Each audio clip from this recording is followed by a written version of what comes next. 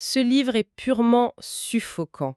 Que ce soit en livre audio écouté dans le noir ou en format papier, l'expérience est viscérale. On plonge dans Mort sur le Nil d'Agatha Christie.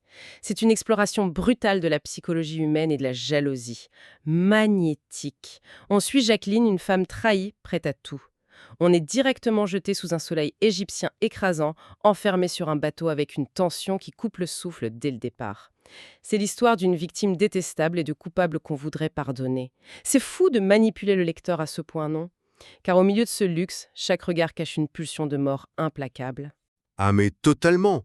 Le vrai génie de ce huis clos, c'est la façon dont l'autrice transforme une douleur extrêmement intime en arme fatale. Ce n'est pas juste un joli décor de carte postale avec le fameux hôtel All Cataract à Aswan. En fait, cette chaleur étouffante agit comme une véritable cocotte minute. La température, l'isolement sur le Nil, le confinement sur ce bateau à vapeur, eh bien tout est réuni pour que ça explose. Exactement. Et cette tension, elle ne sort pas de nulle part. L'intrigue commence quand Simone Doyle quitte du jour au lendemain sa fiancée Jacqueline pour épouser sa meilleure amie, la richissime Lynette. Franchement, ça résonne tellement avec le propre vécu d'Agatha Christie. Son premier mari l'a quittée pour une femme plus jeune, et cette détresse, je suis fascinée de voir à quel point elle transpire à chaque page. Le texte devient un vrai exutoire. Oui, et c'est ce qui donne à ce triangle amoureux une épaisseur aussi troublante. Ce trio, c'est le vrai réacteur nucléaire du roman, bien plus que le meurtre lui-même en fin de compte. Jacqueline suit les jeunes mariés absolument partout, comme une ombre vindicative. Avant même qu'une seule goutte de sang ne soit versée, le malaise est suffocant. Même Hercule Poirot, qui observe tout ça de loin, essaye de la prévenir que cette rancœur va finir par la détruire.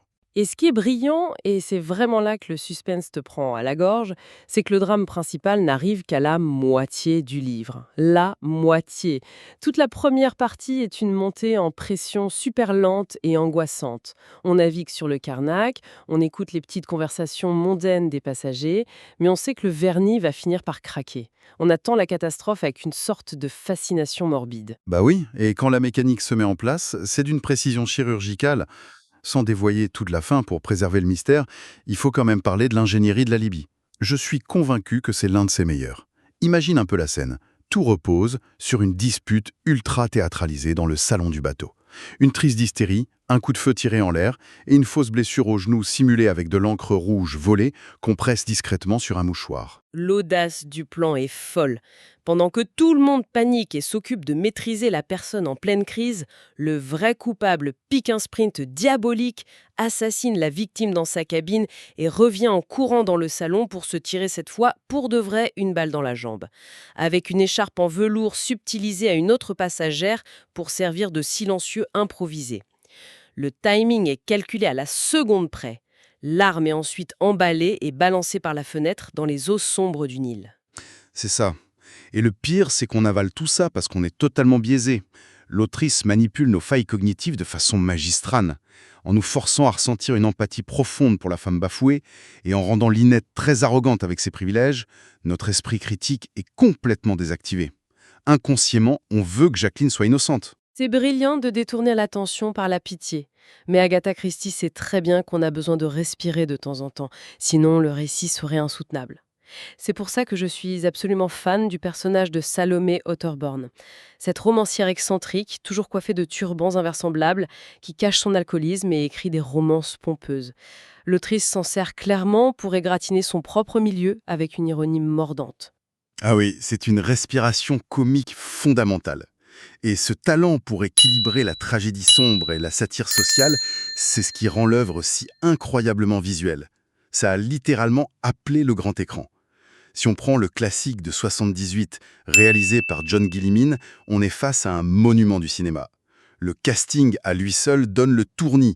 On y retrouve Bette Davis, Maggie Smith ou encore Mia Farrow. Et surtout, c'est la première fois qu'on voit Peter Ustinov en Hercule Poirot.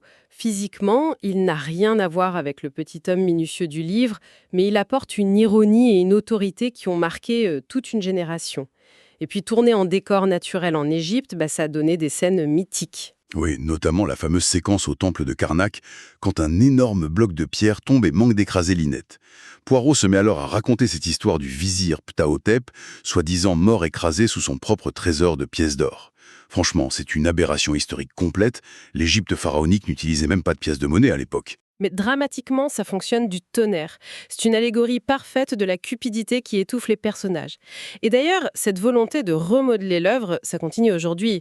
Quand on regarde la version de 2022 de Kenneth Branagh, les choix sont super audacieux. Très polarisant même.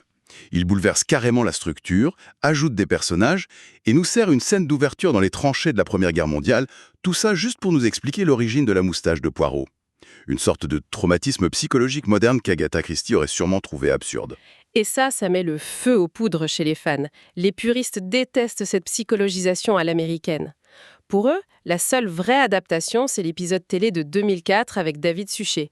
Surtout parce qu'ils ont posé leur caméra sur le vrai navire qui a inspiré l'autrice, le fameux SS Sudan. L'authenticité du SS Sudan est imbattable, c'est clair. Ces boiseries sombres, ces cuivres, on est tout de suite transporté dans le temps. Mais, au-delà des adaptations visuelles, le texte lui-même continue d'être débattu. Le monde de l'édition se pose énormément de questions sur la façon de présenter ces classiques aujourd'hui. Absolument. Les éditions responsables du catalogue font de plus en plus appel à des lecteurs sensibles. Ils révisent les romans originaux pour s'adapter aux standards sociaux actuels. Des termes datés comme le mot oriental ont été retirés et certaines descriptions liées à des personnages nubiens ont été lissées pour ne pas heurter le public moderne. C'est un processus fascinant à observer. Ça prouve que ce texte n'est pas mort, c'est une matière vivante, tu vois. La société contemporaine ressent le besoin de s'y confronter, de le débattre et de s'assurer qu'il résonne toujours correctement. Et ça résonne parce qu'au fond, si on gratte le mystère, l'encre rouge et les alibis improbables, on trouve une véritable autopsie de la condition humaine. L'œuvre dissèque notre rapport pathologique à l'argent et la fragilité effarante de nos relations face à la cupidité. Ce sont des thèmes monstrueusement universels. Complètement. Agatha Christie a mis l'âme humaine sous un microscope, dans le confinement d'une croisière luxueuse. Et le pire, c'est qu'on paie encore pour le vivre. C'est fou de se dire que le vrai SS Sudan navigue toujours et que des touristes déboursent des fortunes pour aller dormir paisiblement dans la suite Agatha Christie. C'est un paradoxe qui me donne des frissons. Ça amène une vraie réflexion finale.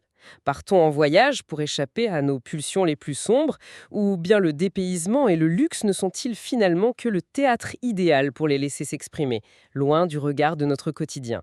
Une question fascinante à garder en tête pour votre prochain départ ou la prochaine fois que vous ouvrirez un polar dans le noir. Tiens, justement, ça me fait penser, j'ai une bonne nouvelle pour vous qui nous écoutez. Ce livre est disponible sur Audible et vous pouvez le récupérer gratuitement en cliquant sur le premier lien dans la description.